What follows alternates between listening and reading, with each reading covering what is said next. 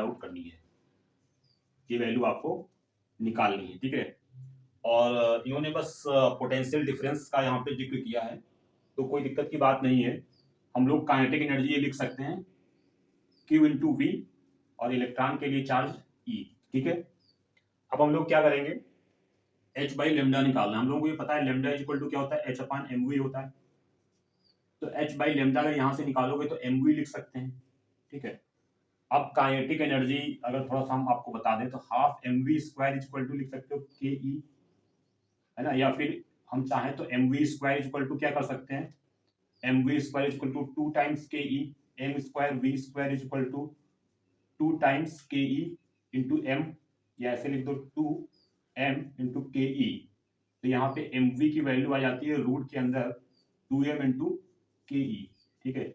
अगर हम kinetic energy की वैल्यू यहाँ पुट कर दे तो आ जाएगी 2m into E into we. तो अभी एम वी की वैल्यू यहाँ पे पुट कर दीजिएगा, ये वाली हमारा आंसर आ जाएगा रूट के अंदर 2m into V E V, ठीक है। तो आपका आंसर सेकंड करेक्ट हो जाएगा। नेक्स्ट क्वेश्चन की तरफ बढ़ते हैं। इलेक्ट्रॉन एफिनिटीज पॉजिटिव, ठीक है।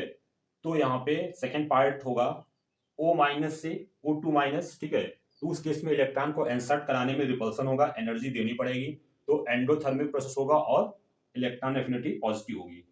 Question number 9, ionic radius N3 minus, O2 minus और F माइनस, ठीक है। ये सारे आइसो इलेक्ट्रॉनिक है, सबके पास 10 इलेक्ट्रॉन है। प्रोटॉन 7 यहाँ पे, 8 यहाँ पे और 9 यहाँ पे होंगे। तो प्रोटॉन जितना कम होगा उतना ही ज्यादा साइज होगा। तो यहाँ पे आंसर आपका N3 माइनस सबसे बड़ा, फिर O2 माइनस, फिर F माइनस होगा। यानी इसका करेक्ट आंसर आपका सबसे बड़ा साइज आपका पहला वाला होना चाहिए, ठीक है। फिर सेकंड, फिर थर्ड, ए पार्ट हो जाएगा। हम लोग नेक्स्ट क्वेश्चन की तरफ बढ़ते हैं। तो नेक्स्ट क्वेश्चन आप रीड करें। इंट्रामोलिकुलर हाइड्रोजन बॉन्डिंग आपकी ऑर्थोनाइट्रोफिनॉल में होती है। ये देखिए यहाँ पे, ये आपका फिनॉल है, ऑर्थोनाइट्रोफिनॉल ये हो जाएगा आपका। तो यहाँ पे पार्शियल पॉजिटिव होगा, ये पार्शियल नेगेटिव होगा, तो ये नेगेटिव के साथ में इंट्रामोलिकुलर हाइड्रोजन बॉन्डिंग बनाएगा। Next question, the hybridisation scheme for the central atom includes a d orbital contribution, ठीक है। तो बिल्कुल बेसिक सा क्वेश्चन है, आपको इसमें आपको हाइब्रिडाइजेशन बताना होगा। आंसर होगा I3 माइनस, क्योंकि I3 माइनस में 2 सिग्मा और 3 लोन पेयर होंगे, तो sp3d2 होगा, ठीक है। तो उस केस में आपका sp3d होगा, तो उस केस में आपका ये ए पार्ट आंसर होगा। नेक्स्ट क्वेश्चन की बात करें तो in the following species how many species have the same magnetic moment, ठीक है। तो ये क्वेश्चन है, आपको अनपेयर्ड इलेक्ट्रॉन देखना पड़ेगा कि किस किस में आपके अनपेयर्ड इलेक्ट्रॉन सेम होंगे, वहां पे आपका जो मैग्नेटिक मोमेंट होगा वो क्या होगा, सेम होगा, ठीक है। तो ये क्वेश्चन आप आई थिंक मैं बता देता हूं आपको ब्रीफली। देखें, Cr2 plus, Mn3 plus, Ni2 plus, Ni3 plus, Sc2 plus, Zn2 plus, vanadium 3 plus और टाइटेनियम प्लस, ठीक है। कॉन्फ़िगरेशन देखें, इसका होता है 4s1 3d5। तो अगर 2 इलेक्ट्रॉन निकाल दोगे तो क्या हो जाएगा, 3d3 हो जाएगा क्या।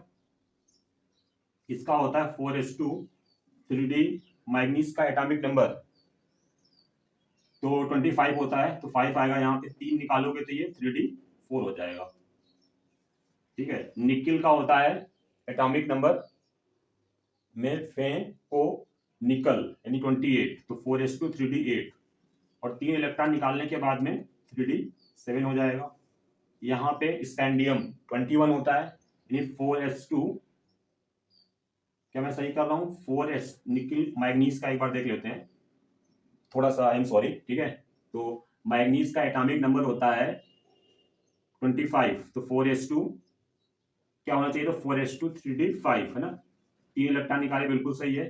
तो निकिल का होता है 28, तो 4s2 3d8, 3 निकालो 3d7, ठीक चल रहा है। थोड़ा सा कंफ्यूजन हुआ था, मुझे लगा कि यहाँ पे 4s1 के हिसाब से तो नहीं मैंने कर दिया है जैसे क्रोमियम का होता है। एनीवेज, तो यहाँ पे देखें तो स्कैंडियम का 21 होता है, तो 4s2 3d1 होना चाहिए, 2 इलेक्ट्रॉन निकल गए तो ये आएगा, ठीक है।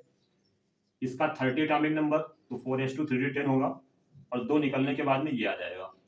वैनेडियम 23 होता है तो 4:3 और यहाँ पे 2 निकलने के बाद में 3 निकलने के बाद में ये हो जाएगा, ठीक है 3D3 लिखा हुआ है। SCTIV मतलब SCTIV टाइटेनियम, मेरे खून में टाइटेनियम है। यहाँ पे क्या होगा भाई 22 मतलब 4:3D2, तो ये एक इलेक्ट्रॉन निकाल दीजिएगा। तो सेम वाला एक केस ये आ रहा है और कौन सा सेम आ रहा है, और यहाँ पे बेटा 4s1 3d5 होता है तो 2 ही तो निकाले हैं, तो यहाँ पे 4 बचेगा, समझ रहे हो। तो ये और ये केस हो जाएंगे, यानी Cr और Mn 2 में सेम होगा, बाकी तो सब अलग अलग है। तो आंसर 2 हो जाएगा इसका, ठीक है ना। Answer will be 2, C part. Moving on to next question, the spin only magnetic moment of Fe3+। तो Fe3+ की अगर बात करें तो Fe3+ का मतलब होगा 4s2। अभी आयरन का लिखे हैं यहाँ पे, कहाँ गया, आयरन आया ही नहीं यहाँ पे। तो Fe का होता है 26,